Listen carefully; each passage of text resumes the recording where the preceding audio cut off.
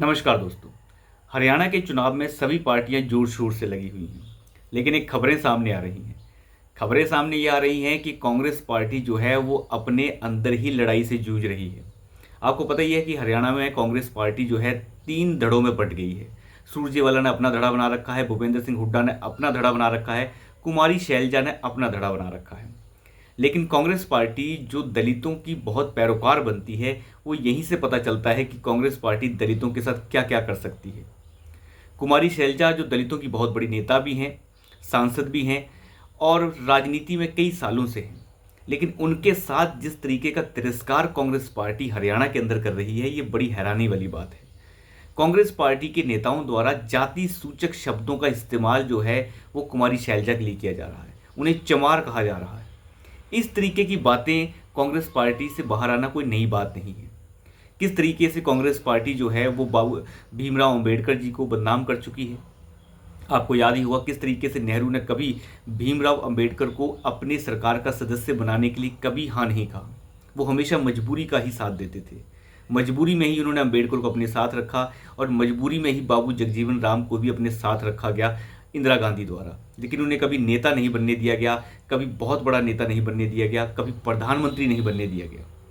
इसी प्रकार आज दलितों के साथ कांग्रेस पार्टी हरियाणा में भी कर रही है। कुमारी शैलजा को जब पार्टी का अध्यक्ष भी बनाया गया, उस समय भी भूपेंद्र सिंह हुड्डा ने कभी भी कुमारी शैलजा को अध्यक्ष माना ही नहीं। और आज उन्हें जाति सूचक शब्दों के साथ उन्हें चमार चमार कहा जा रहा है।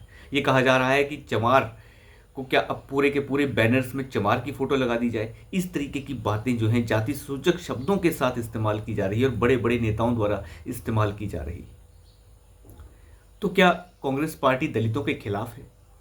इतना बड़ा ड्रामा चल रहा है और कांग्रेस पार्टी की जो हालत हरियाणा में थी वो हालत अब और ज़्यादा कमज़ोर हो गई है।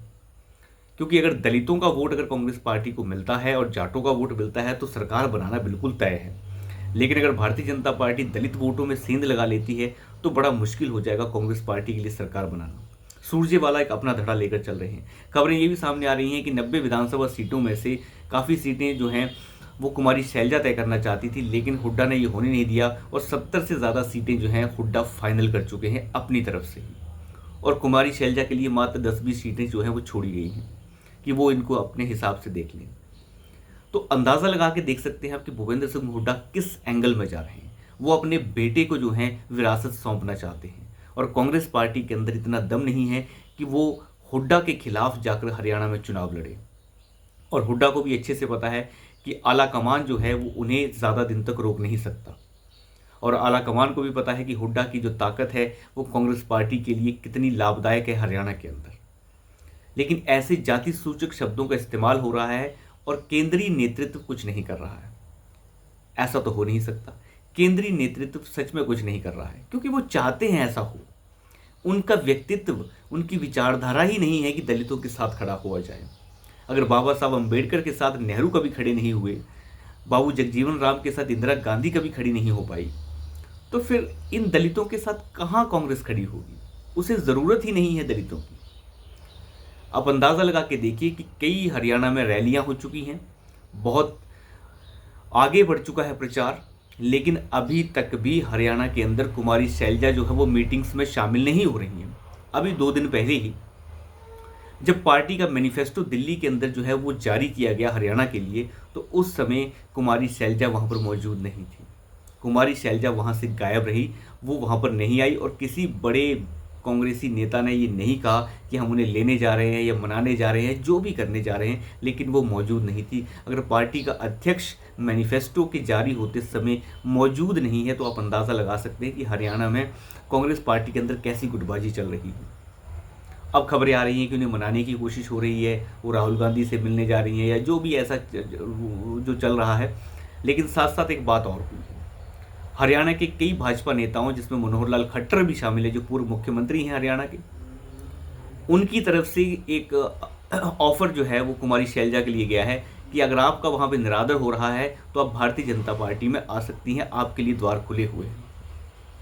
अंदाज़ा लगा के देखिए किस तरीके के हालात जो है वो कांग्रेस पार्टी के हरियाणा के अंदर है। और ये सब राहुल गांधी की वजह से। राहुल गांधी ही इसके लिए जिम्मेदार हैं। वो जिस तरीके की राजनीति को आगे लेके चल रहे हैं वो राजनीति कभी कामयाब हो ही नहीं सकती। अगर आप इस तरीके से जातिवाद में लोगों को बांटेंगे तो उससे कुछ नहीं होने वाला है। और अपने अंदर आप दलितों की बात नहीं करेंगे। जब आप दलितों की बात करते हैं तो आपको दलितों के साथ भी खड़े होना चाहिए। हरियाणा में सबसे बड़ी नेता हैं कुमारी शैलजा दलितों की, लेकिन उनके साथ इस वक्त कोई नहीं खड़ा है। और यही व्यवहार जो है कांग्रेस पार्टी में हमेशा से ही दलित नेताओं के साथ होता रहा है, इसमें कोई नई बात नहीं। अभी भले ही हरियाणा में चुनाव है, लेकिन इस चुनाव के जो नतीजे हैं वो भारतीय राजनीति के अगर आप प्रारूप देखें तो वो बहुत कुछ सामने दिखाने वाले हैं। अगर हरियाणा के चुनावों का जो नतीजा होगा वो पूरे देश की राजनीति के लिए एक संदेश भी होगा, और उसी संदेश से आप पता लगा सकते हैं कि राजनीति किस ओर जा रही है।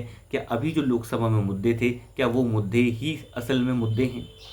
हालांकि एक विधानसभा को जीतने में कोई खास फर्क नहीं पड़ता, हरियाणा कोई ज़्यादा बड़ा रोल प्ले नहीं करता देश की राजनीति में, लेकिन कम से कम एक संदेश जरूर मिल जाता है कि जिस तरीके के हालात हरियाणा में रहे, चाहे वो जाटों का आंदोलन हो, किसानों का आंदोलन हो, किसी भी तरीके का आंदोलन हो, उस आंदोलन के आखिरकार धरातल पर उसके जो है किस तरीके का प्रभाव है वो यहीं से पता चलेगा। अब देखना होगा, ये खटपट तो चलती रहेगी कि राजनीति में आगे हरियाणा की क्या होता है। तो अभी के लिए इतना ही, धन्यवाद।